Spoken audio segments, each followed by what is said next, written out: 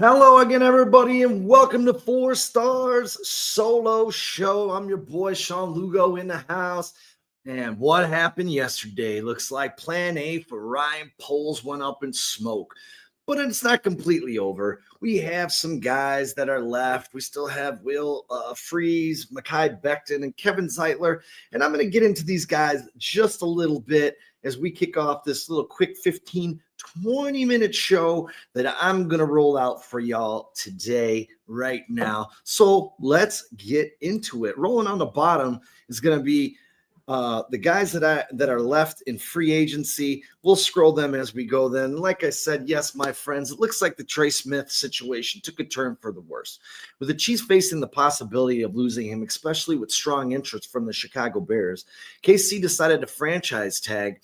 This all but ensured he will remain with the Kansas City Chiefs for at least another season. Well, this move will keep the Chiefs' stability on their offensive line. Will this give Smith a chance to prove his value even further before hitting free agency yet again? It's a smart move for both sides, allowing Kansas City to retain a key piece of their offensive line and giving Smith another opportunity to negotiate a more lucrative long-term deal after the season is over and he hits the free agent market. For the Bears, finding their own version of a player like Trey Smith could be a key to building a more competitive team, especially if they can unearth the talented players with strong potential in later rounds. That brings me to my first guy, Braxton Jones. Braxton Jones could definitely be considered one of the most impressive offensive linemen Ryan Poles has drafted, especially considering his status as a fifth-round pick. Given that Jones became a starting left tackle for the Chicago Bears in his rookie season of 2022, his immediate impact and development has been notable for the Chicago Bears. Poles, the Bears general manager, inherited a situation where the offensive line needed significant improvement immediately. He went in by selecting Jones in the fifth round, and it appeared to be a shrewd move given how quickly he adapted to the NFL. It's not typical, as we all know, for a fifth-round pick to step in and start at such a high-profile position in the league. But Jones' performance in 2022 and potential for further growth shows Poles' ability to find value and talent in the later rounds. While Jones' long-term success, to me, is still fully yet to be determined, but based on his early performance, albeit not perfect, as he struggles against bull rushes and quicker edge rushers, he has been one of the more successful linemen drafted under Poles' tenure, especially for the value provided relative to his draft position. Well, Jones's long-term, to me, it seems unlikely. Moving on to some of these free agents. I know everybody now has switched their attention over to Drew Dalman, but to me, it seems unlikely that the Falcons would let Drew Dalman walk. There's a possibility, I read the other day, that Grady Jarrett would be cut, saving them $16 million in cap space. That would probably free up enough money to tag Drew Dalman, who will probably be getting tagged at about the same price as Trey Smith at around $23 million. He's a solid presence on their offensive line, and as we all know, continuity is important in the trenches, especially for the Falcons, whose quarterback, Michael Penix, will be entering his rookie year. As some of the remaining free agents out there, Ryan Kelly, Kevin Zeitler, and Mekhi Becton are all solid options, depending on what Poles feels their strengths are based on the team's direction. If I may get into one that I may prefer, but I'm not 100% sold on right now, that would be Mekhi Becton. He would be an intriguing combination for the Bears. Becton and Wright on the right side of the offensive line could create an incredibly powerful and imposing duo. Becton, with his massive size at 6'7", 364 pounds, has all the physical tools to dominate in both the running game and as a pass protector. If he can stay healthy, that is. He has had a lot of injuries, and that does bring up some concern. But when he's healthy, let's be honest, the guy's an absolute force. And for the Bears, the right side would definitely strike fear into opposing defenses, giving the Bears a major advantage in both the trenches and establishing their ground game. Pairing Becton with Wright, who is known for his strength and technical prowess to tackle, would give the Bears a dynamic right side that could push defenders around in the running game while also providing a solid pocket for what we hope to be his future superstar quarterback, Caleb Williams. Indeed, Becton, who resurrected his career in Philadelphia, was a great fit for the Eagles. And that was great news for him, especially seeing that he went there to work with offensive line coach Jeff Stoutland, who is known for his ability to develop and maximize offensive line talent. Stoutland's reputation for getting the best out of his players is exactly what Becton needed to revive his career and build on his immense physical potential. Again, at 6'7", 360 pounds. Since Becton found stability and confidence in Philadelphia, it's definitely plausible to me that he would want to stay and continue his development under Stoutland's guidance. However, he could seek a fresh start with another team if the opportunity aligns with his needs, though that would likely depend on whether the Eagles offer him a fair deal or another team could present a strong case. The Eagles would likely be motivated to keep Becton around, given his upside and potential fit for their system, especially if he can stay healthy and keep improving at the level he did last year and becoming a Super Bowl champion. If both sides can come to an agreement, it would make sense for Becton to stay in Philadelphia and continue his growth, as it could be a place where he truly gets back on track and realizes his full potential under Stoutland. His future definitely does look promising, especially, like I said, coming off that phenomenal season he put together last year. And staying in the same system and being developed by a top-tier O-line coach would only enhance that possibility. Now, for the Eagles, much like the Falcons and much like we thought about the Kansas City Chiefs, with the cap being moved to about $279 million, the Eagles are expected to have about $22 million available under the cap. They would need to strategically manage their roster, especially seeing that 18 pending free agents. How are they going to do this? We don't know because we're not Eagles fans, but it's going to have to do with prioritizing the free agents, the ones that they think are their best. They're going to have to figure that out through some cap management, which seems to be maybe either restructuring contracts or releasing some players. And you can't forget, as always, we're going to go through this draft, and they're going to have some rookie contracts that they're going to have to sign. So for me, it's fair to say that Ryan Poles, the Bears GM, needs to focus on drafting impact players. This is something that on all of our shows here on 4-Star Chicago Sports, we've been kind of hammering home. The Bears have a lot of work to do to build up this roster, as they have a lot of draft capital, and there are some good free agents they could possibly make a splash with. A couple of key immediate impact picks in this draft could really help accelerate the rebuild. Let me ask you guys, do you think Poles should prioritize the offensive line now that they lost Trey Smith, go after these other guys? Or do you think other positions should be his target first, like going after some of these D linemen in the draft? For me, guys, I'm all about staying with what we have here right now and what the plan was. And for me, I still think that building through this draft is probably better on the defensive side of the ball. I love the linemen and I love the DNs in this draft. And you just saw a couple like James Pierce show out that could be worthy of a top 10 pick next year or this year, excuse me. So for me, I would still try and build my trenches with some veterans. And obviously, if Drew Dahlman were to come alive or come and become a free agent in this class, I think that should be the number one priority. Because as we just talked about, continuity on this offensive line and getting these pieces here that cover the most important part of your team, which is going to be Caleb Williams, whether we like it or not, guys. This has to be where the Bears go first, whether it's getting Dahlman, it's getting maybe Evan Brown, who's a little bit down on that list, not as strong as a Dahlman, maybe even a Ryan Kelly, maybe settling for a Kevin Zeitler on a 1 to 2 year contract. He has familiarity with Ben Johnson and some of the things he likes to do. So I think there are a lot of options here still on the offensive side for the Chicago Bears. In this free agent class. And again, for me, I would like to see these guys build this defense through the draft. You guys You have guys like Walter Nolan.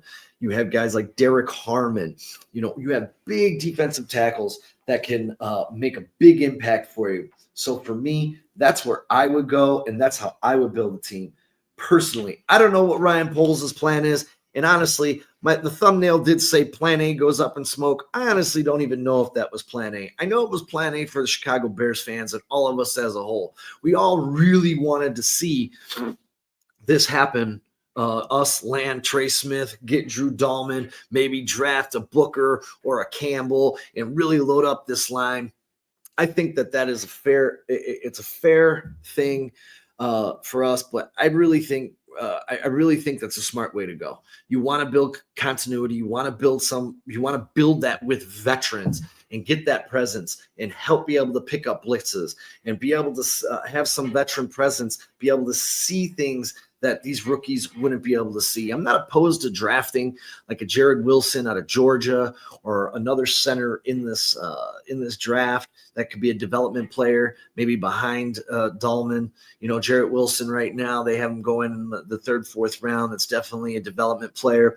Down here at the bottom, these are in order the guys that I would pick at O-line first. I like Booker, Campbell, followed by Banks, and Membu from Missouri would probably be last on my list, not only because they do say he's going to switch to guard. He does also have some really good numbers at left tackle, as we broke down on the Barely There podcast a couple of weeks ago. I think that I'm just not enamored with any of these linemen outside of Josh Simmons. And if I do take Josh Simmons into account and say, if those medicals come back and this guy can be healthy for the start of the season, I think that's a move that the Bears can make at 10. But I'm going to be perfectly honest, when it comes down to any of this, man, with Josh Simmons, those medicals have to be clear, because the first thing you don't want is your left tackle starting out on IR in the season. And where we are right now is he got injured in November. They said it's a 6 to 8 month recovery. So you're looking at somewhere between June and August before he is really ready to go. And I really want to thank everybody for jumping in here, this late show that I just decided to do. James, Breaking News, Bruce, Foster Covers. It's always nice to have Bears Country in the house. Plank, welcome in, brother. Missed you. Haven't seen you. Haven't seen you for a little bit, but I saw you on Bears Country, and I saw you over on CSP. So, man, keep digging, man. Keep doing what you're doing. You're doing great out there, brother. I really appreciate you joining in on the family. Foster Covers, Zeitler, Myers, Tev on $7 million incentive-based contracts. Maybe even Willie, Fries, or Hernandez. Draft 3 more O-line guys too. You know what? I do really like that. I do really like that. And, Dustin, some of my partners here on 4 Stars, Dustin and Brandon and I were actually talking about, or I actually sent them a message today about bringing Tevin Jenkins back. He's the number 3 ranked free agent at the position, but on an incentive-based deal where, hey, you got to play X amount of games, you earn X amount of dollars, you earn X, and so on and so forth. Because the one thing we really know about this guy is he just can't stay healthy. He can't stay on the field. But when he is on the field, he's a dynamo. He's an absolute beast. He's a monster of the midway out there. So I guess in a way, if you can't bring him back on a friendly deal, let's go, man. Bring this guy back. I love Tevin Jenkins. Again, another guy who was a tackle in college, moved over to guard. And that's kind of the thing, man. I've always been on the train of rolling it back with Braxton Jones, because I'm not in love, again, with any of these tackles. I think Braxton Jones is serviceable, and now that we have a competent coaching staff in here, I don't think Braxton Jones is going to be on that island that he was last year by himself, because he was left on an island as a tackle at one of the highest rates in the league. And I just don't want to see that. I just don't want to see that again. And I think if you have, the coaching staff, I used to have the graphic. I got rid of it here. If you can get some chip help over there, I think, especially with these big time edge rushers that are coming off, I think that's really going to really help immensely. Improve his game, give Caleb a few extra seconds in the pocket. And it really depends on what they do at that left guard position too. You're only as strong as your weakest link. So Joe Walters, You have to draft O-line, not just this season, but for the future. Joe, I agree 100%. There are some good guys like Jack Nelson, this kid that I profiled earlier today on Four-Star Chicago Sports out of Boston College, Ozzie Tripoli, that you guys can get, that the Bears can get in later rounds that could possibly be swing tackles or put into guard situations.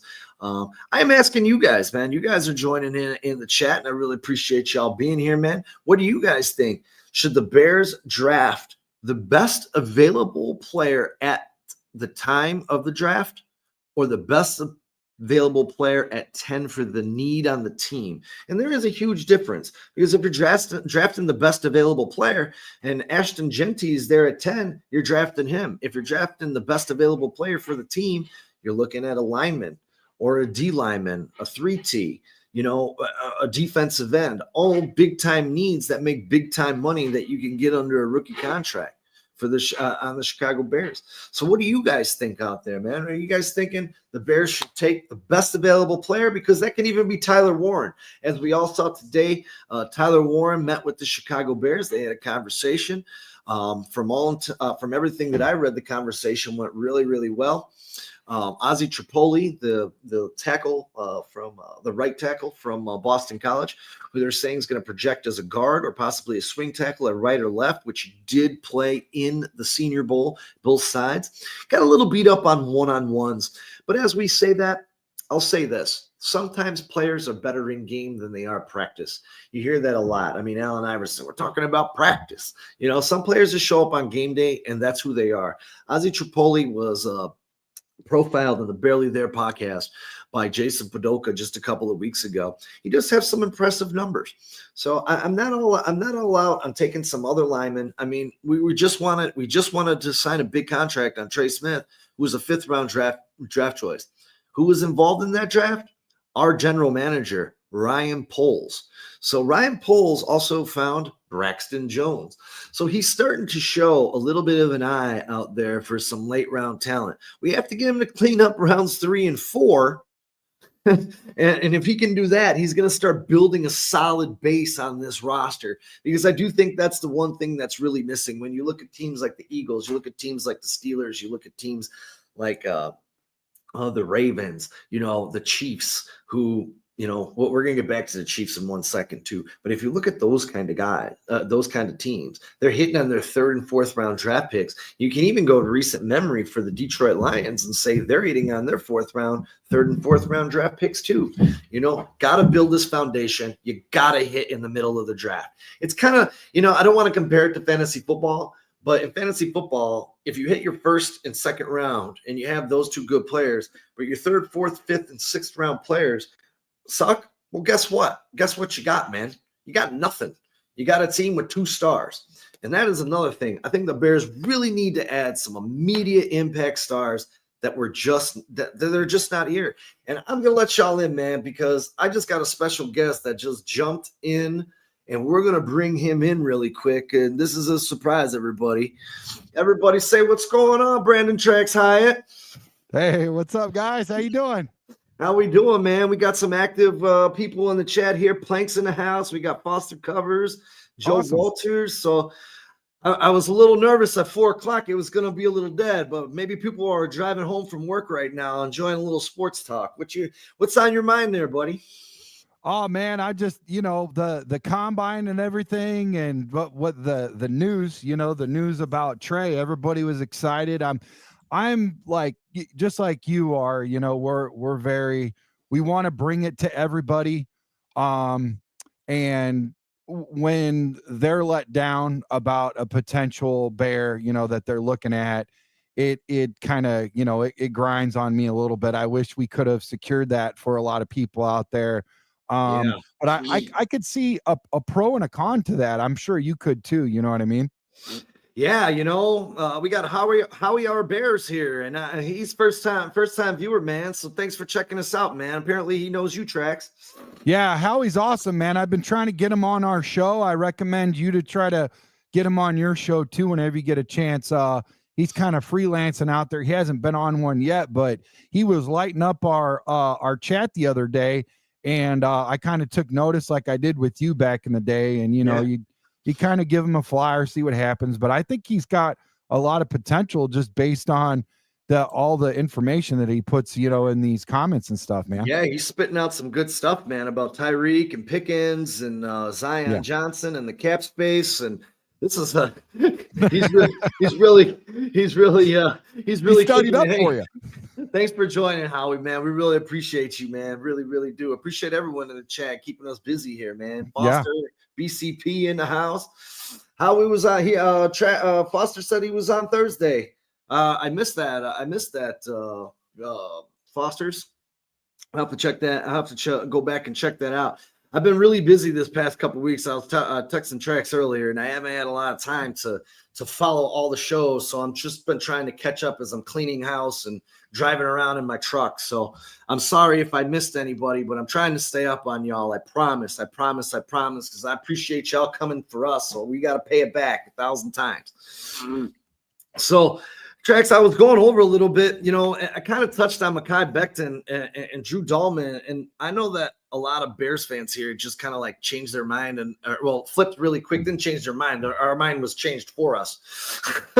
But, you know, everyone switched to Drew Dahlman. But, you know, I was talking about continuity on the line. And, you know, you being a former lineman, you know, you could speak to how important that continuity is.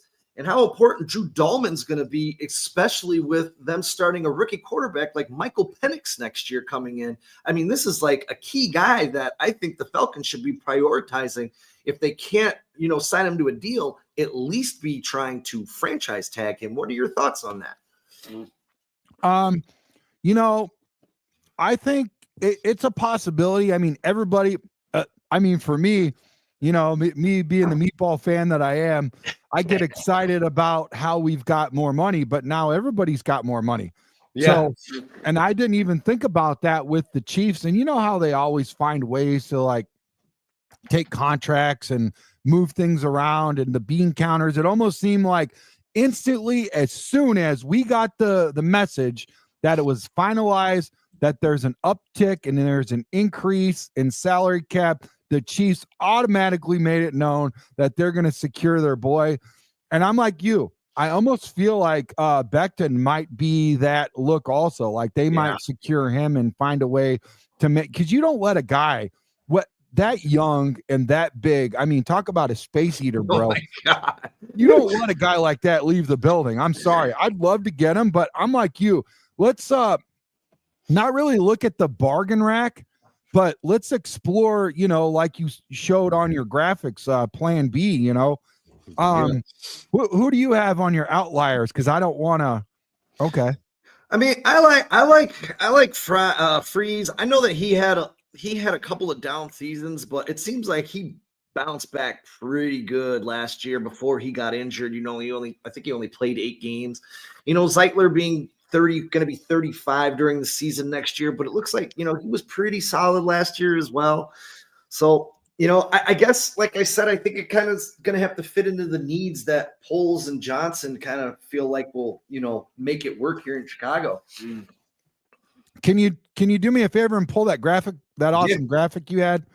So what I like about the graphic that you showed is, obviously, you put the X so everybody understands he's off the board.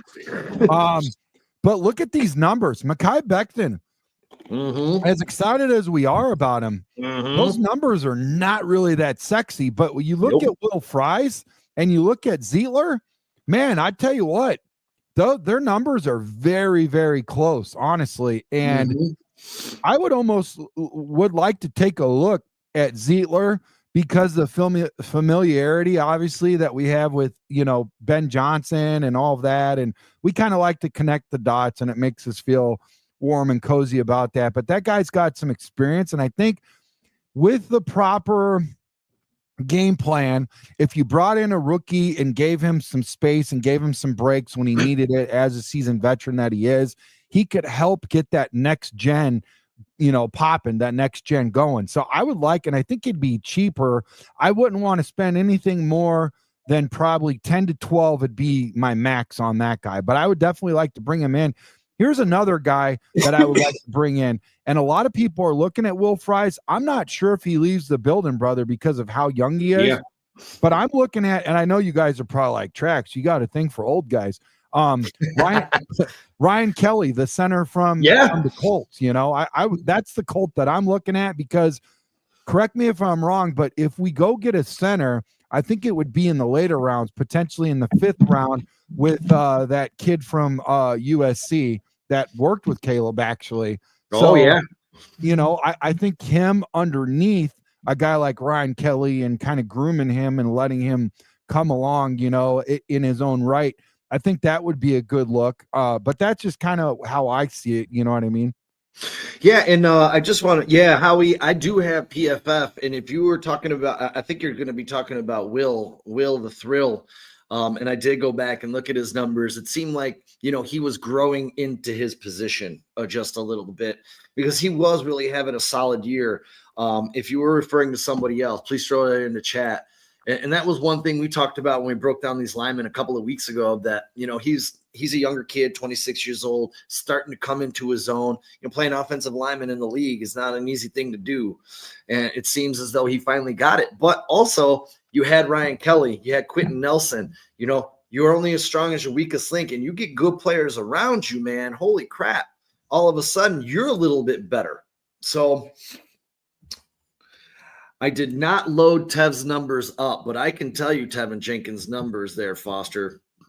And Tevin Jenkins, look, I'm all for bringing Tevin Jenkins back. I do not hate Tevin Jenkins. I hate that Tevin Jenkins is hurt so gosh darn much. That I do hate. But he was an overall 75, pass blocking 75, and run blocking 75. So he's a 75 across the board. 74.3 actually on the run block, but to me it's 75 across the board. He ranked 15th in pass block, 20th in run block, 18th overall. I would be okay. Great numbers. I would be okay with bringing him back, though. Tevin Jenkins right now, if you look at the list, I believe he's number 3 as far as free agent offensive guards. So I got a question for you about that, though, Sean. Sure. Because I wonder how that stacks up, because if he's missed 20, 21 games, and then 5 to 6 games, he's missed partial games. So a total of, 26, 27 calculated all the way throughout. That's a lot of time on the field missed. How do you how do you measure that against the other guys? Do they have more minutes? Do they have less minutes than he does? Do they have more games played? I mean, it's really hard to look at that. And do the numbers go up or down? Because in its own right, it's kind of hard to measure him based on everybody else, especially if he's missed so much time. And for me, that's what really gets me is I need you in the building. I need you starting. I need you out there, because if I'm going to pay a little bit more, and I've said to this to people before, because they get really mad when I start to spend the Bears numbers for money for them. It's like it's their money or something. Like I'm taking it out of their, you know what I'm saying? Like I'm taking out of their billfold. But like seriously, if I've got a guy, a big time edge rusher or somebody like that, like Myles Garrett, and he costs more than a guy that's cheaper and older and is not on the field nearly as much as Myles Garrett and not productive. I think we're overspending for the guy that's not on the field as opposed to the guy that is there for every single game for year after year after year. You know what I'm saying, Sean? Yeah. Like you almost, if you're gonna spend a little bit more, at least spend it for a guy that's gonna be there for every game, Sean. You know what I'm saying? Yeah. Like Tev. I mean, I think if we got a full season out of Tev, I think he'd be one of the best guards, hands down, in the league, man. And unfortunately, the Bears drafted him injured, and he's remained injured ever since. Yeah, wasn't it a back?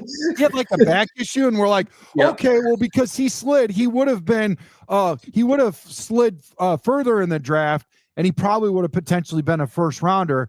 It's funny how that works out for the Chiefs when they go get a 6th rounder in what do you call it? Trey Smith. Trey Smith, yeah. He was projected to be a first rounder with his blood clot. And then he goes to 6th round or whatever it is. I know it's way late, almost undrafted, and then look at, he's been the most dominant, one of the top 5 guards in the NFL, bro. White Ghost, what's going on, man? Hey, I'm not opposed to paying Zettler on a 2-year team-friendly deal. I believe he got $6 million in Detroit last year. The Bears got him here at about that price. I'd be okay with it. I like that. That's a bar, dude. I like what White Ghost just projected. That's smart. Yeah, Miles Frazier. Hey, here's the deal about him too. We'll like, give a prove it deal. I'm sorry, dude, but if you're long in the tooth, you're gonna expect to at least get a 2-year deal, Sean, so that way you can sail off into the sunset, be secured, and retire after 2 years. You're not going to want a 1-year deal because now you're even older. What if you get injured? You want at least a 2-year, 3-year deal. You know what I'm saying, brother? The one thing that really intrigued me, and the reason why I thought we had a legitimate shot at Trey Smith was because the Chiefs came in at $7 million under the over the cap, or under the cap, excuse me. Not only that, you have Justin Reed, Trent McDuffie, George Karlaftis, Nick Bolton, what's that other guy? There's like 6 other guys that are coming up as free agents, and I'm like, wow, they're going to pay this guy all their remaining money. They're going to keep the continuity on their offensive line, but their defense is going to go to shit. Like, I mean, you cannot lose these guys. And I'm going to say this: if they're going to let go of Karlaftis, Bears, please ring that bell. Because I love that dude. I loved him when he was drafted by the Chiefs. He's been great on the Chiefs. I mean, Bolton's been great too, and Bolton's a leader on that defense. So I'm very intrigued by what the Chiefs are going to do and the moves that they're going to make and how they're going to generate this and how their contracts are going to shift around. Because, I mean, they have a lot of money in the top half of those players, and those are a lot of good names that are about to be lost on this team. So that's very interesting to me. And the same goes with the Eagles when we talk about Becton. I mean, they have 18 impending free agents. So you have to maneuver stuff around here. It's going to be interesting to see. Again, and Trax, you know this, and I keep using this word continuity. It's probably the biggest thing when it comes to offensive line. These guys working as one unit across the line together. And what did our coach just say? The best players in the league finish around the ball. He wasn't referring to the defensive line. He was referring to the offensive line. This is something that they're going to attack, and they're going to attack hard, I have a feeling. And whether and I hate to say it, but man, what if they bring Coleman Shelton back, who I thought had a better second half of the year than the first half of the year, personally?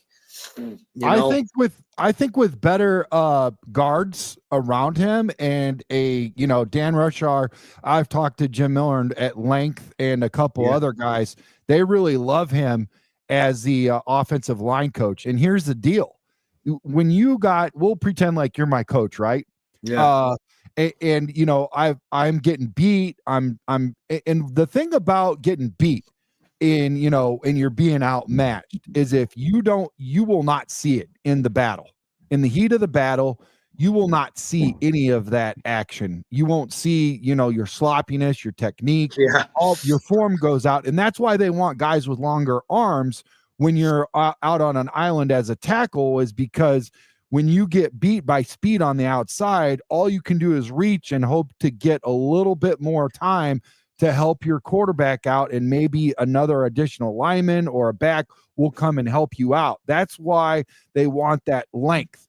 So my whole thing about this is I really think that it's important to nail this and with the coaching before there might be some guys that break that crack, and I know we're going to be losing our minds like, they kept that guy.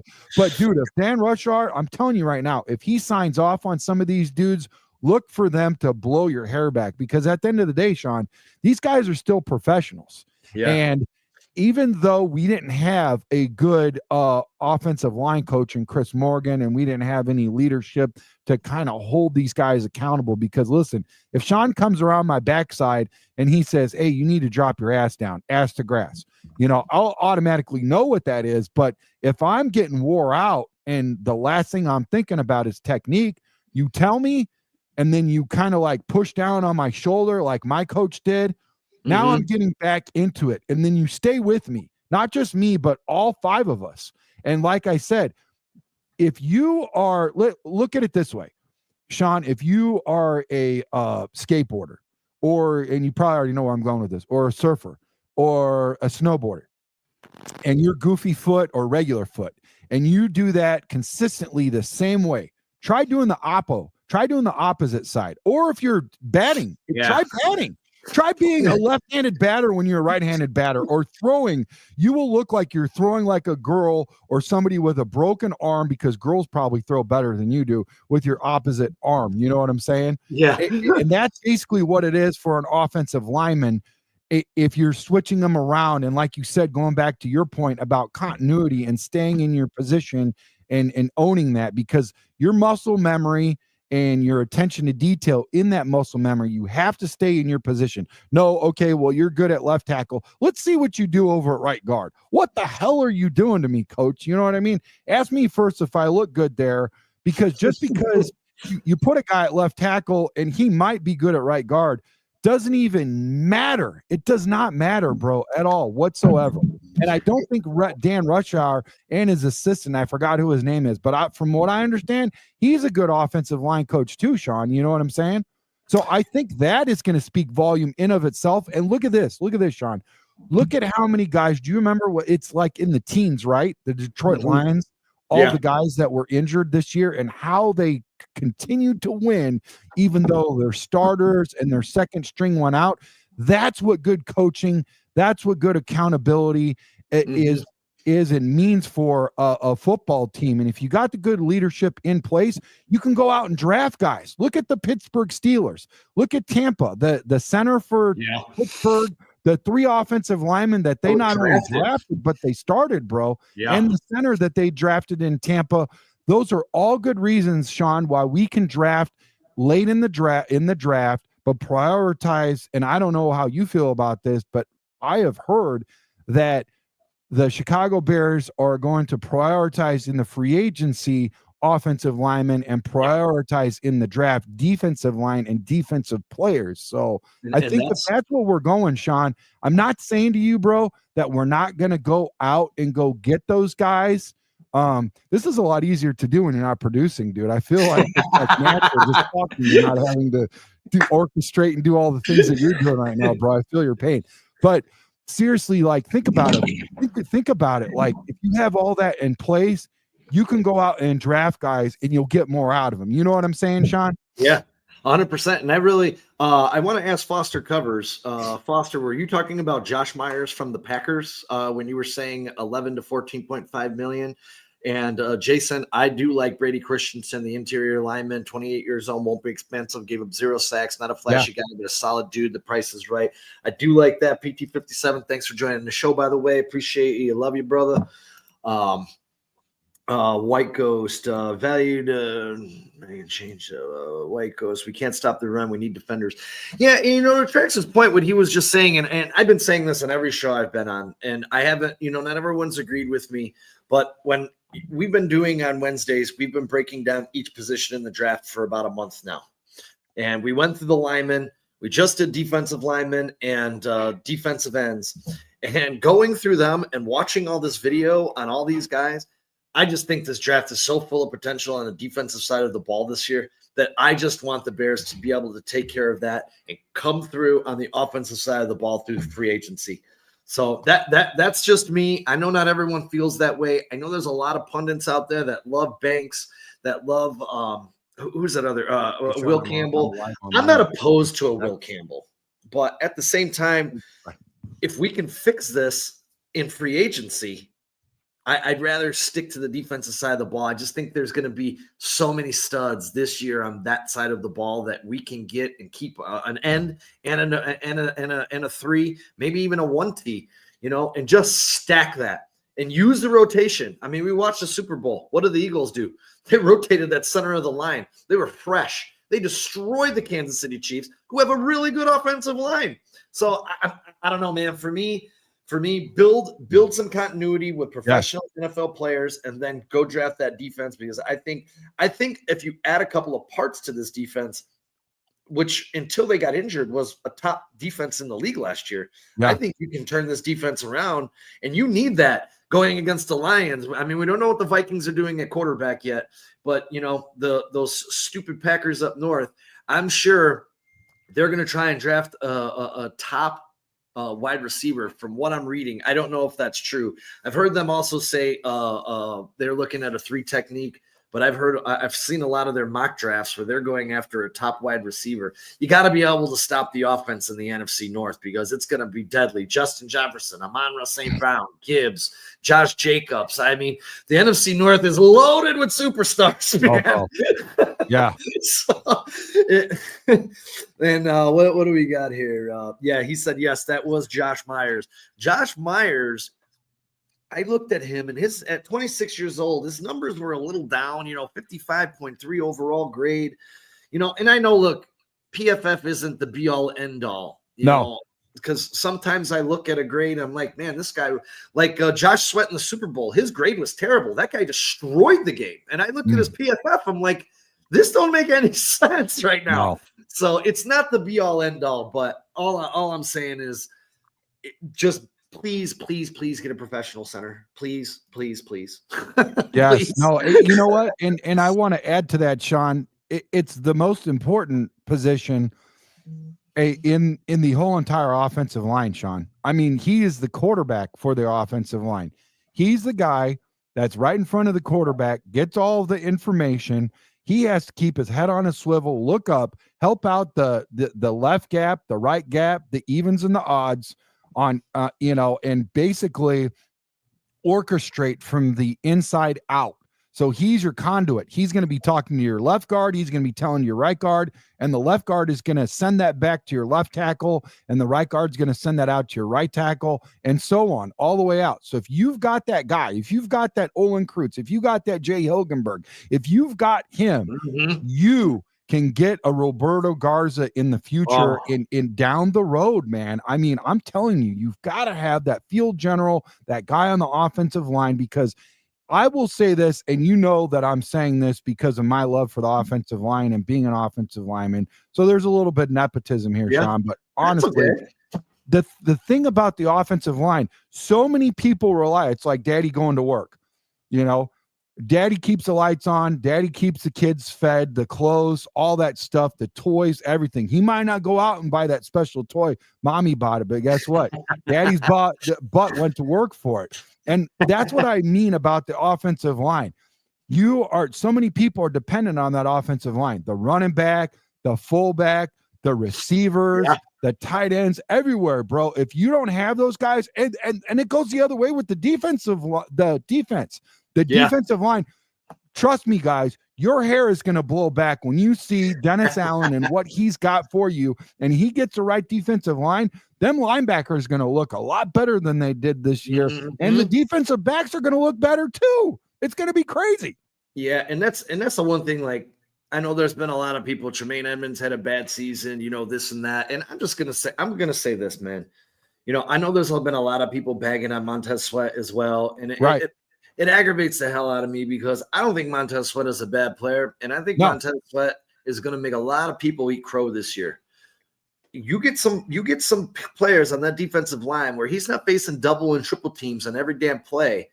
That guy, he's going to destroy games for you. And I don't want to call out anybody, so I'm not. But I am keeping some receipts, and they can keep receipts on me. Yeah. If he comes out and he sucks this year, I will eat my words. But I think Montez Sweat is going to have a bounce back year for the Chicago Bears in a big way. I'm thinking 8 to 10 sacks, especially if they beef up the center of that line. You guys got to remember, I know Billings wasn't having the same year he was the previous year, but I'm going to tell you this right now. You get Billings back in there, you get Dexter back in there. You add a beast in this draft in the center of that line, and maybe you get an edge, and all of a sudden, like to Foster Cover's point right here, he was hurt, and he was the offensive main target every game. That is 100% fact. When you lined up, when an offensive game planner was setting up for the Chicago Bears, I guarantee the only thing they said was, take Montez Sweat out of this football game, and they're not getting any pressure. That's just my opinion on it. I still think Sweat is a good player, and I think he bounces back in 2025. Bro, two things can be true at the same point at the same time, and two things are happening right now. You're right. Well, three things.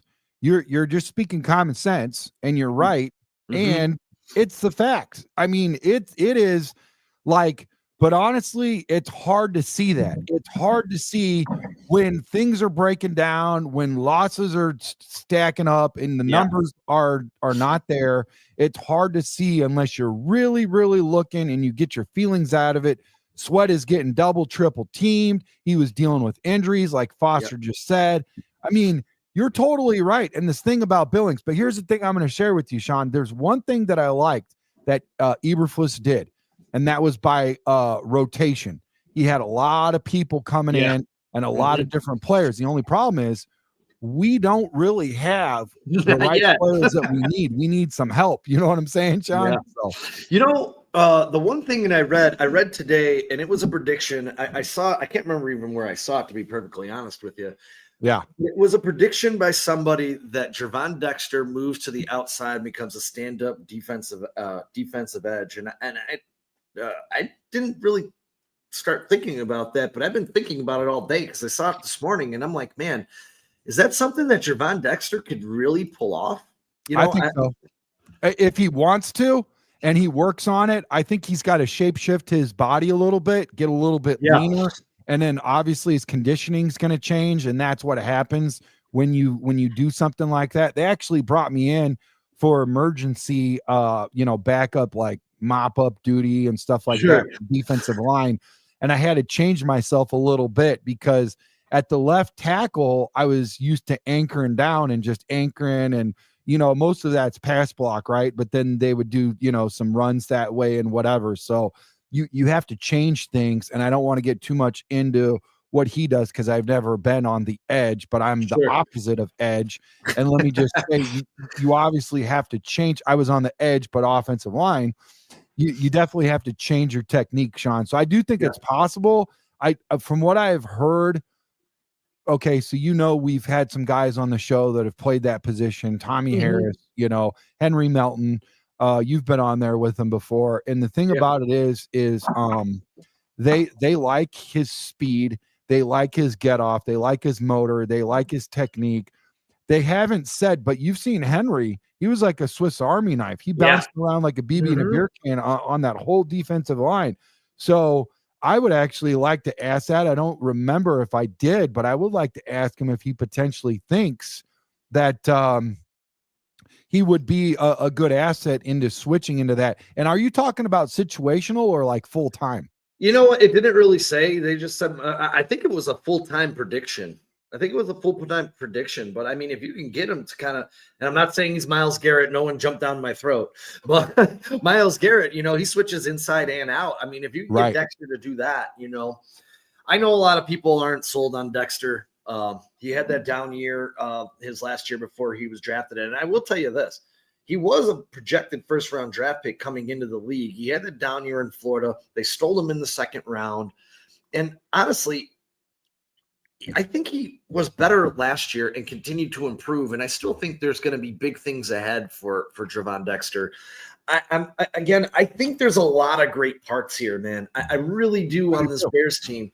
And they have to just find the glue that's going to stick it all together, kind of. What's going to pull this team together? Obviously, that's starting on the offensive line. My dream, Trax, and how old are you? How old are you, Trax? I'm in my 40s. Okay, so we're around the same age. If you guys remember 83, that was the best draft in the history of the Chicago Bears. Yeah. If they can replicate that somehow this year, oh my God. Yeah. I mean, half the starting offensive line is Hall of Famers and came out of that one draft. Like, you got Richard Dent in the 8th round. You got Thayer, Hilgenberg, Bortz. It's like Van Horn. Like, Jesus. Like, can we have that guy back to draft this year? That might be what it takes to get lucky and do something like that. But Ant Mass, thanks for jumping in the house, brother. No, there's definitely there's a lot of truth to what you said, because there's guys in the later round. And listen, they're all there for a reason, Yeah. and it all depends on what they can do for you and what you see in that guy, because you put them on another team and they might not excel the same way that they would on the team that you're looking at. And listen, you've also got a little truth in what you're saying there about Gervon Dexter, because look, prototypical for, Dennis Allen, he doesn't like an interior defensive lineman that tall and lengthy. Right. He likes them on the outside. So there might be something to that, but I think he's not going to try to do square peg round hole with him. He's going to, Dennis is going to be like, yo, you want to try this out? Let's see if you can cook, see if this works. And I don't know if he's done this before, but if he's comfortable with it, maybe shift him to the outside. Now you can really double down and grab a guy late in the draft like Stackhouse, from Georgia, and get a big monster of a man that would clog a hole and demand, double coverage and all that, and free up Gervon, free up Sweat. Like you said, to your point, Sean, you got to have that 0. You got to have that 1. You got to have that 2 in order for the 3 and the 4 to cook. It all works together, bro. It all works together. And I really do think, and, we've talked about this a few times. I really, really do think that the coaching staff just underwhelmed, and there might be some untapped talent still in some of these draft picks. That coaching staff, guys, we're all Bears fans. We know it can't be understated how abysmal that coaching staff was that was just here.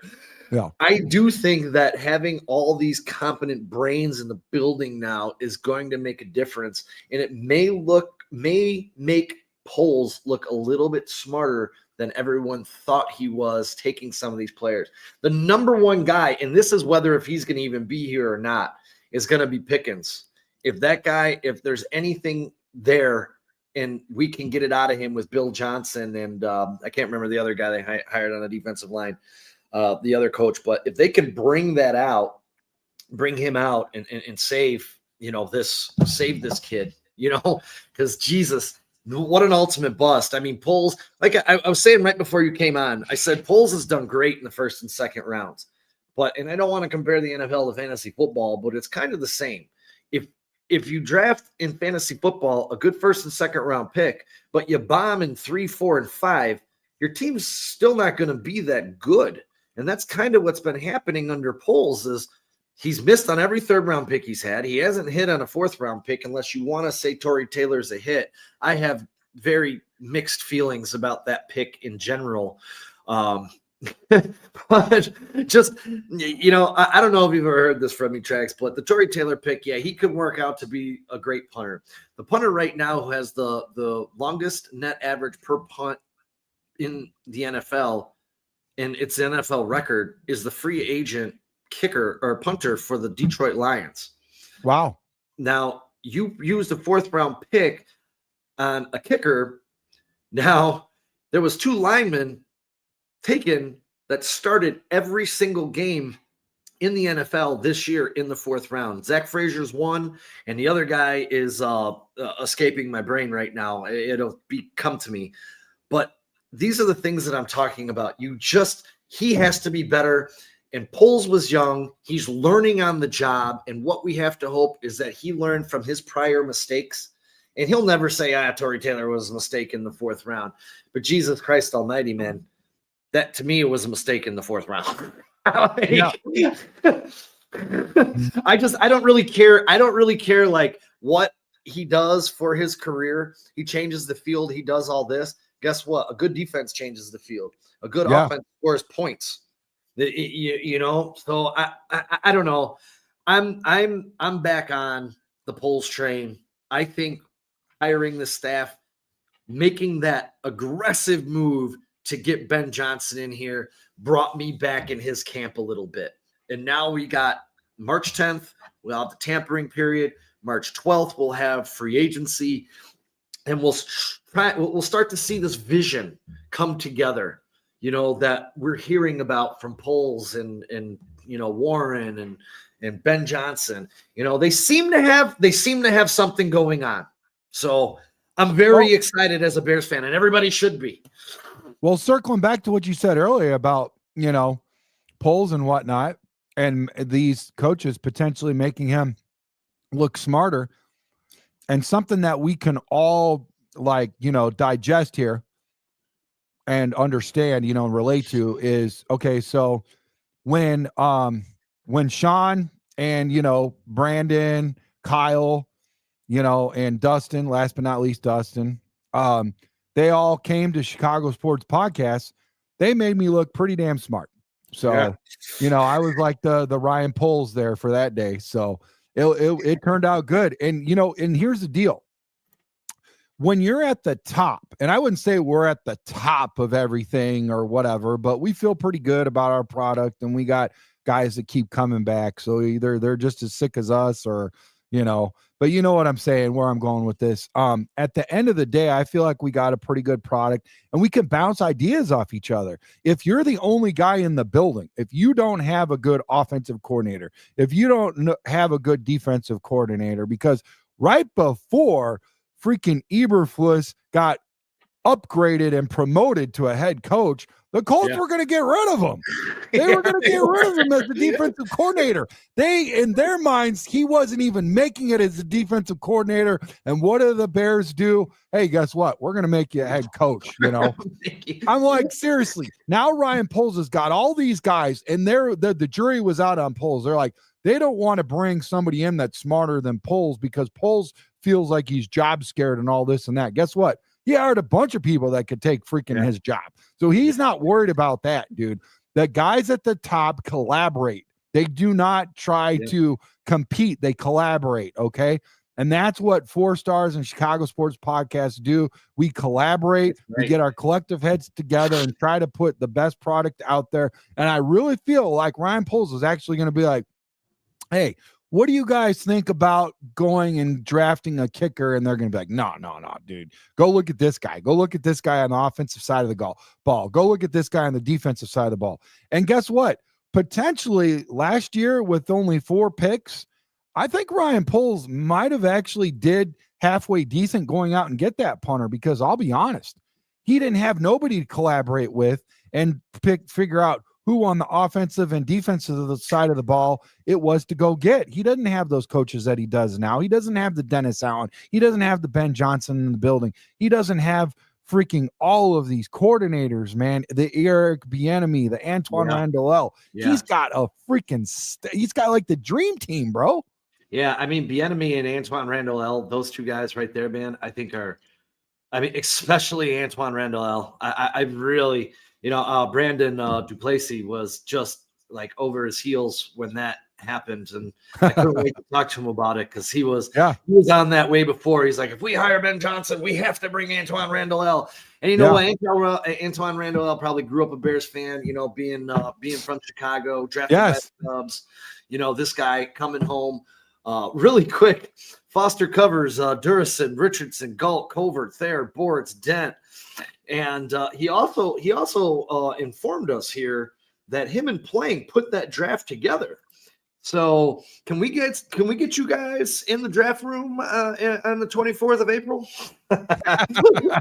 Right? We love your Fosters. He also informed us he's currently 859 years old. So he drove the first nail on the Mayflower. Oh God, I love it. The chat's killing it as usual. Broski made his normal awesome appearance, or welcoming himself to the chat. Broski, we love when you introduce yourself. You're always classic, man. We love this. I love you guys. He says, no excuse for drafting an injured left tackle from Yale in the 3rd round. No excuse for drafting Velus Jones in the 3rd round. Yeah, that's what I'm saying, Broski Bear, man. These 3rd round picks that he's missing on are killing us, man. Yeah. You look around the league and you're like, man, everyone else is hitting on their 3rd round picks. Ours aren't even on teams. No excuse, Sean. But did he have somebody accountability to bring Velus up to the level? I mean, he is a rookie. Poles was a rookie. Everybody around Poles, including the head coach, all rookies. So who do you have in there to help groom these guys and turn them into seasoned veterans? Velus might have been better. And, the jury's still out on the Yale Amagaji, okay?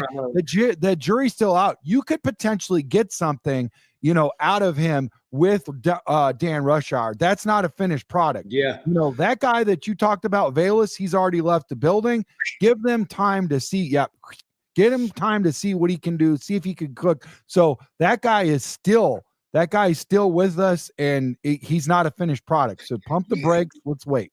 Yeah, I agree. I just wish that Amagashi wouldn't have been the 3rd round pick. If you drafted him in, late in the 4th or in the 5th, I don't think anyone would be shaking his stick.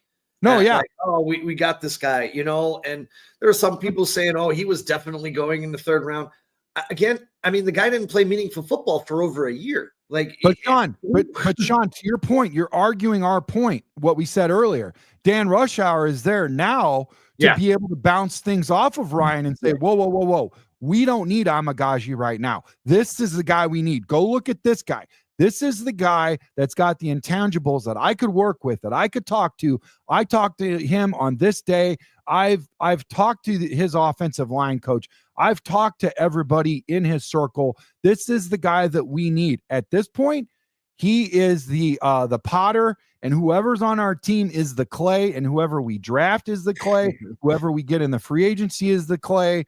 So let's see what happens. That's all I could say, man. I can't speak for anything that it's not fair for the new coaches that just got there. It's not fair for Ryan. 100%. 100%. You know what I mean? And I do think that Rushhour will have a big impact on Karam Amagashi. I mean, he's a really good body. If his hands and feet can work together and work in, I mean, is he a tackle? Is he a guard? I guess that's still to be determined. Really quick, I always like to give a quick stat of the day, or a quick nugget of the day every time I'm on. So my nugget I'm going to just throw out there today is, we all know, everyone who's listened to me knows my infatuation with Caleb Johnson, the running back out of Iowa, and I'm praying hands up on the lakefront, praying to God. And I'm going to do a nice solo show. I have a nice write-up that I did on him today. I was debating between him and Trey Smith, but I figured I'd go with this Trey Smith since it's big in the news. But Dan Rushhour is another guy who loves to rush the football. He helped the Saints rush for a franchise record, an NFL high 30 touchdowns when he was there in a single season. That was tied. That's currently tied right now for 6th highest in the league. I don't know if that's still, but that I honestly think, whether it's Caleb Johnson, whether it's Amario Hampton, whether it's my boy Rock Chalk Jayhawk Devin Neal. Yes. You turned me on to Devin Neal, and ever since I started looking him up, I'm like, oh my God, this guy's good, dude. Yeah. Hey, and as far as look at another guy, Marcus Yarns. He's projected in like the late rounds. Look up Marcus Yarns, because Jim Miller saw him at the Senior Bowl, and he said that his group of people, his posse that was around, everybody was like, hey, you know who he reminds me of? A hot take. He reminds him of that running back, Kamara from the Saints, dude. Oh, Alvin Kamara, really? Yeah. So, I mean, if you're going to wait or like double down, let's say we go get your guy in Caleb with a K, which would be awesome. Caleb to Caleb. I'd love that, bro. That'd be great. God. And then get Marcus in the late rounds. Like, dude, double down. Let's go. Can you imagine the signs that are going to be up there? Caleb and Kale. Oh, that would be amazing. That would be amazing. Yeah. There's a lot of good draft. I mean, I like RJ Harvey out of Central Florida too. I mean, he's a guy under the radar that people aren't really talking about. And that guy's an absolute beast. So I think he led the Big 12 in rushing too. So I have no doubt at somewhere in this draft, they're drafting someone. And the one thing that we can't forget about, and this guy was a darling to me on Hard Knocks last year, and unfortunately he got hurt. But the Bears still do have Ian Wheeler, and I really like what I saw out of Ian Wheeler last year. I did too. Yeah. Well, they might have a pretty good running back room. And if I quote, I wrote down these quotes. I was going through these the show on Wednesday. But if you ask, he was directly asked, Ryan Poles, about drafting a running back, and he straight up said, we're going to take a look at that room and we're going to make a proper decision. He didn't say yes. He didn't say no. But that sounds to me as though they're going to be looking at a running back in this draft. So, and another big takeaway from that was when Ben Johnson was asked directly if he believes he can flip the offensive line in 1 year at 3 positions. His answer was an overwhelming yes. Johnson brought up the fact that Carolina's approach from last year was bringing in 2 huge pieces. The first-year head coach immediately noted the approach that was Robert Hunt became the first free agent landed $20 million annual contract shortly after they signed Damian Lewis to a 3-year, $53 million contract, $26.21 million guaranteed. So everything around these guys right now absolutely seems like they're focusing on building these trenches, because I honestly believe that these trenches need to be built, or else we're going to be sitting here this time next year looking at the draft in the same spot we were this year. And LaQuint Allen, yes, White Ghost. I like that guy too. This draft is so gosh darn deep, in talent at the wide receiver position. I mean, at the running back position. I think a lot of teams are going to be refreshing that running back room this year. And I'll be interested. I'll tell you just a little fantasy tidbit. If the Los Angeles Chargers take one of these top running backs, you might want to add them to your fantasy team early, because you know what Jim Harbaugh is going to do. Yeah, I agree. Run that ball, baby. Good point. So, Good point. Yeah, I really like. Here, I'll tell you this, Trax. If you watch those interviews, and I sat home. What was it? What was the day after the interviews? Thursday morning. I sat here Thursday morning, man, and I just went back and I watched those interviews and I start writing down quotes, and I was sitting there like, man, this is so different right now. Just everything that they're saying, and who knows, we have to see the finished product to see if it's different, but the answers that were given were just so different. It didn't seem like they were hiding things, that they were actually like talking about stuff, things you wanted to hear, like there's actually a plan in the building, and Ryan pulls on Ben Johnson saying his ability to really give a clear vision of what he wants and needs to be successful has been really, really good. You can tell the high football IQ is on a totally different level from what I've ever been a part of. Can you say ba-boom, shot at somebody? But I am head over heels as a Bears fan right now. Like, I just hope this draft goes well. I hope free agency goes well. I hope we see these things that we've been talking about on all these shows on CSP, right, on Bears Country Podcast, on 4 Stars. They do these things because we don't get paid for this, but man, do we see what needs to happen. So let's get it, dude. Let's get it. And to your point too, what is the first thing that people go do right after a Super Bowl run or a playoff run? They go poach all of the coordinators. Yeah. So if the coordinators are not important, if that whole structure is not important, then and only the head coach is important, why not go after the head coach? Why go after the OC? Why go after the DC? Why go after the assistant? Why go after all that? My point backs up exactly what I said earlier about the GM. It's not just the GM's responsibility to have everything under his head. That's way too much responsibility, Sean, for anybody. You have to collaborate with multiple people. That's why it's important for us to keep Ian Cunningham and all of that. But you also have to bounce things off of guys like Eric Bieniemy. You have to trust his veteran leadership as not only a coach, but also a player in the NFL. Guys like Al Harris, you have to talk to them, put a package together.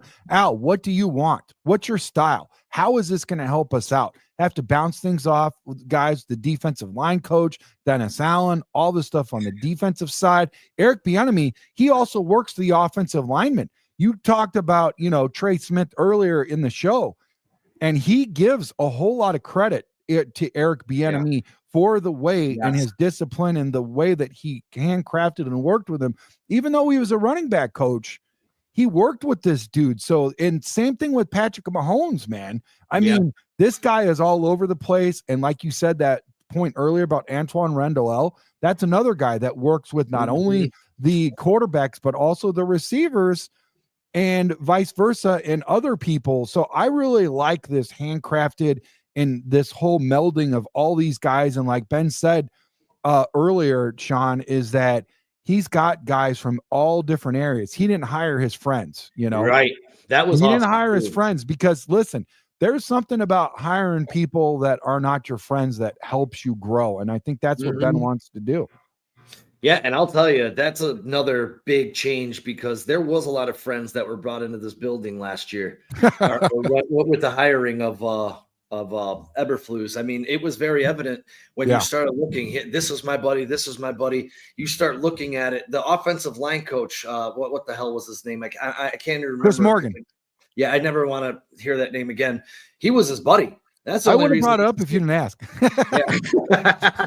I hate that guy. I know how much you know how much I hate him. Hey, Sean, here's the deal. I didn't understand why he was like literally like the last guy left in the building. I'm like, why are we holding on to this guy for so long? What's this about? Right? You know what I mean? That was crazy, man. That was absolutely crazy. I was sitting there, I was like, man, why? I was saying the same thing you were. I'm like, why is this guy still freaking here, dude? Why isn't he fired already? Like, he would have been the first guy. I would have been like, dude, I just watched my quarterback get killed for 17 weeks. Dude, get the hell out of here. Oh. I'll mail you your shit. I wouldn't even. If I was Caleb, I would have had a closed door conversation with Ryan. Like, dude, what's up? Are you really trying to rub it in? This guy's still here, bro. Why? Yeah. I really think right now, like, I think we're in a good place. And I think the Bears, like I said just a few minutes ago, I think this is gonna really come down to what the Bears do over the next couple of days. And I'll be perfectly honest. I think Ryan Poles, and I said this just a little bit ago, as the GM, needs to focus on drafting impact players. The Bears have a lot of work to do to build this roster up. They have the least amount of players under contract right now. We have 4 linemen under contract. One is on IR, and Braxton Jones, Matt Pryor, Darnell Wright, and I'm forgetting one right now. But, they have a lot of draft capital. They have a lot of money under the cap. They have to make some moves. They have to make immediate impact picks in this draft that can help accelerate this rebuild. Ryan Poles has to hit. This is huge because and you may agree or disagree with me here, but I'm sure you're going to agree with me. If he screws this draft up and the 3rd and 4th and 5th rounds are as awful as they've been, the Bears are not going to be gaining much traction. So I agree with you.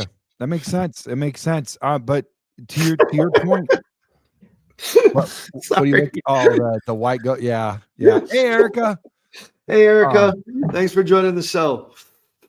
Yeah, man, I'm excited to see what happens. I think we're in good hands for sure. And like you said, those guys are going to make him shine, dude. I really think he's going to get a good collaborative effort. I think this will be, if not, and here's the other thing too. Like, every draft that you look at, it was like reaching. You had to take, player capital, turn it into draft capital, exhaust all that ugly dead cap space that was left by Ryan Pace. I mean, really, this is, quite honestly, I really feel like this is the draft where we really get to see Ryan. Yeah. And now he's got the, he's taking his training wheels off. This is his first real year where he's like, listen, mom, dad, I can actually ride this biatch by myself. You know what I mean? Yeah. Go ahead. I just think that this is the year. And I think this is going to be the year where you can actually truly, look at him and say, okay, this is the real Ryan, and now we can actually give him a full evaluation, Yeah. And especially if there was truth that, he was, I guess that originally forced to keep Eberflus, and then, kind of wasn't his choice to keep him the second time. If this now you have you've hit the reset button and you're here, and, March 10th through March 12th is going to be a big telltale sign. And then as we get into April 24th, which, my friends, we are working on a live show at River Street Tavern. What's going on, Brandon? Yeah, we're going to do a live draft show at River Street Tavern on April 24th. I just spoke with Lauren. He said he'd love to have us. We're going to be in the bar. we're going to be in the bar side this time, because last year when we drafted Caleb Williams, man, did we drop the ball, because that place was packed to the rafters and it sounded like the Bears just won the Super Bowl. I'm not even kidding. I mean, everybody lost their freaking mind. So hopefully this year we'll get the same. We're going to get more details. We'll have giveaways. We'll have prizes. We'll have all types of stuff. Come out and enjoy an evening with 4 stars. Maybe some CSP people will be there. I'm sure he's going to have a show going on someplace, doing something. And we're gonna try and stay live with you, maybe for the first 10 picks. If not, we'll join you 5 through 10 in case the Bears trade, whatever the case may be. But we'll see. I'll tell you, I'm really excited to find out what the Bears are going to do. And like I said, football starts. The new season starts March 10th, baby. That tampering period. Let's go. Let's start getting some names churning through the rafters here and see who we got, baby. Let's go. I'm so stoked. I haven't been this stoked in an offseason in a long time. Like, the second year of Caleb Williams, the second year of Roma Dunze, a confident offensive coordinator that can get Cole Kmet involved back into the offense. Like, oh my, it's just, I'm so excited. I can't wait till September, but I don't want to skip over the summer either. Christmas in April. Hey, I got a question for you, Sean. You're pretty good at the numbers. Again, help me remember, how many years in a row has Dennis Allen been top defense with the Saints? Isn't it like 6 or something? Yeah, he had. I think it was. I actually just here. I just gave a nugget on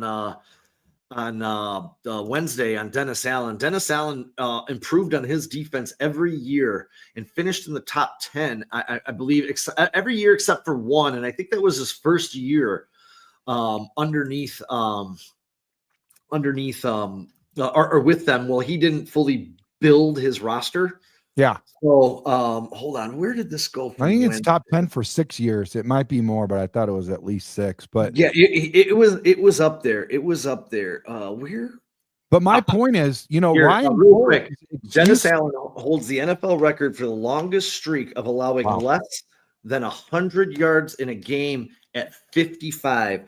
From his first full season as DC in 2016 till December of 2020, his defense did not allow a single RB to rush over 100 yards.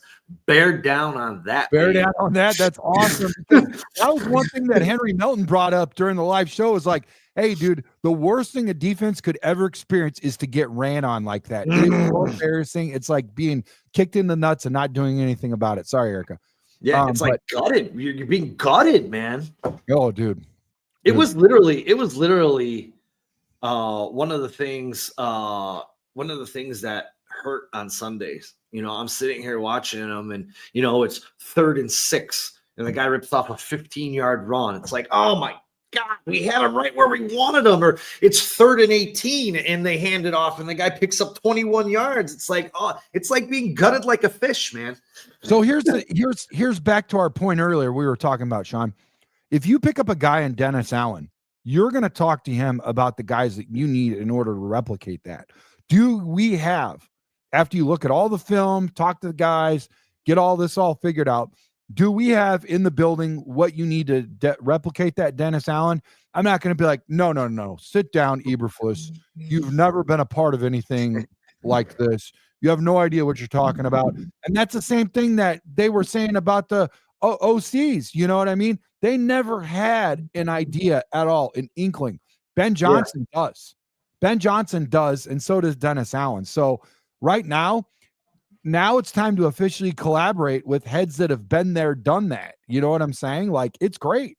It's great. Yeah, what do we got here? Actually, the injuries, he filled in for Puka last year and Cup this year. Foster Covers would love us to draft, sign Tutu Atwell for the slot. Yeah. I'm not opposed to that either. I mean, no. I do like Tutu. Erica's on that bandwagon as well. Erica, first time here. Thank you for joining the show. Really, really appreciate you coming in here. We got and then back to Foster Covers. He says, actually, with the injuries, he filled in for Puka last year and Coop admirably with a major O-line issue for most of the season. Yeah, I'm fine with this. And I threw this out there, and Brandon's in the chat, so Brandon might beat me up because me and him got into an argument about this guy last year or yesterday. But Christian Kirk is another guy I wouldn't mind. I know he has a lot of injuries in his career, but that guy, if you get him on a team-friendly deal, go look at his numbers. He's a very productive NFL player. He can keep rolling, keep going, and hopefully stay healthy. If you get 17 games out of Christian Kirk, you're going to have 900 to 1,000 yards out of the slot. I guarantee it. Just go look at his numbers. I mean, look at those numbers.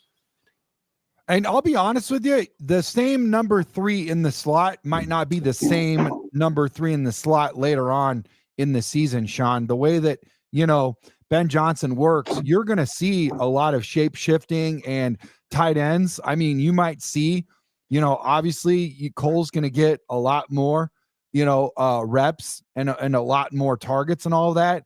But tight end number 2 might get some, and you might see him elevate for a little while. It's going to be very exciting to see what happens, Sean, for sure. And like you said about the running backs too, it's going to be cool. I can't wait. I can't wait for this draft to find out. I've never really put together complete draft shows like we've been doing and studying all these guys. Dude, you guys are killing it with those shows, man, for sure. Hey, go back up to Brandon really quick, that comment. I keep going for my, I'm so used to being on the other side of the screen. I keep using I'm like, why isn't this working? I want to highlight this. So look at what Brandon says. He goes, show some love, guys. Like and share, please. Where you at right now with your subscribers, Sean? I think we're 260, something like that. 260. Listen, guys, we're on a mission from God for 4 stars. Share this video, subscribe. You guys make sure you hit all notifications to all. If we get to 1,000, your boy Trax is going to give Sean and the 4 stars a jersey of your choice. Let me know, and I'll talk to our sponsor, and we're going to make sure that Sean and 4 stars gets a jersey to send off to you guys. So 1,000 subscribers is our first goal, guys. Let's get it. He said 265. 265. Let's get to our first thou, and then 2,000, 3,000. Why not, Sean? Let's do it. Let's give the people what they want, their favorite jersey, bro. Please, and thank you, everyone that would do that. And thank you, Trax. We appreciate that. No problem. And we're just you guys do a lot for us, so why not? Yeah, we're just going to let you guys know 4 Stars Chicago Sports is going to be going over an overhaul. We just got a brand new awesome logo made that we are looking forward to debuting down the road. Oh, I can't wait. And we got a few things planned coming out. We're gonna try and get some merch too. I'm working with a lady right now, try and get some shirts, some koozies to hold those beers when you're on the boats. Ooh, I'll take a 4-star koozie, bro, for sure, man. Can you get one for a tall? Because I switched over to Michelob Ultra. And don't laugh at me because, Billy Bob Thornton in that new Landmark show, I love that, dude. He's drinking the Ultra, so now I'm supporting the Ultra. And if anybody ever says, isn't that a female beer? I'm like, tell Billy Bob Thornton that, okay? And they're like, oh, Billy Bob Thornton. Oh. I'm like, that's right. Brandon, that's why Trax is the Podfather. I love it. Hey, speaking of Podfather, Sean, I got to get out of here, man, but thanks for having me, man. Thanks for having me. I got to wrap it up, too, because my daughter just tapped me on the shoulder with that ghost, Jay, and said, we're running late for this dinner we got to get to. But don't forget tomorrow, we're going to be on the air at 11 a.m. We're going to be doing the Northside 9. We're going to have an update. We're going to talk about why the Cubs are so gosh darn cheap and why they're being so cheap. And I'm going to do a player profile. Last week, it was on Kevin Alcantara. I'm still trying to decide between Gage Workman and who was the other guy I was going to do? Matt Shaw. Duh. Shaw. So I think I might do Gage Workman because it looks like Shawzy's going to be out for a little bit, and we'll have to hopefully get him back for the regular season. Also, real breaking Cubs news. It looks like Nico Horner, his tendon flexor injury is going to keep him out of Japan as well. So the Cubs will be traveling a little light across the world. Where the hell is that at? Located on my body. Maybe I got that out too. I believe it's in his shoulder. I've seen him in training camp. He's fielding grounders, but he's not throwing the ball. So that I believe it's in the shoulder. I haven't looked it up, but I'm pretty sure it's in the shoulder. But hey, man, I want to take this solo turned into a regular show. I want to thank Trax for jumping on. CSP is going to have a show tonight at 8:00. Yeah, I got to still put it together, dude. I'm behind. Hey, yeah. What you said that you're gonna have? Are you doing a solo tomorrow for the 9, or is there somebody gonna be with you? Kyle's gonna jump on tomorrow. Oh, awesome, cool. I have to check you guys out from work. Somehow, some way. Hopefully, there's a break or something at work where I can check you guys out. And Brandon just threw you a shout out. We all feel the same. We can't thank you enough for bringing us into the industry, getting us going, and what we're trying to do together, collaborate and take over the world like Pinky in the Brain, baby. Pinky in the Brain. I love that. Hey, everybody in the chat, man. Hey, and 266, Fake King Foster, thank you, man. If you just joined and liked and subscribed, we appreciate you all. The Twitter community, you guys have been rocking as well today. Love you guys so much. Thank you, everyone, for listening to Two Idiots Talk Sports, man. We really, really appreciate you guys so gosh darn much. We love y'all. Tracks, PT50, Tracks for coming out, spending some time with us. Brandon Duplessis, PT57, Breaking News, Bruce, Foster's for hanging out with us. Erica, first time joiner, man. Thank you so much. Big applause to you for jumping in today.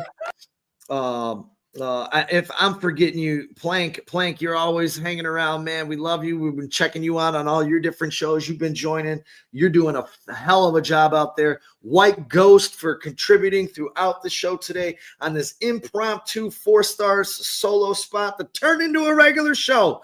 Before we get out of here, we got one thing we got to cover because we do it before we leave the building every day. Anything you want to get out there before we wrap up? Shit, fuck Green Bay. All right. Fuck yeah. Let's go. That a boy. Hell yeah. Hey, until tomorrow morning, and we'll be back on Monday. We love y'all. We'll see y'all. Peace and bear down, everybody.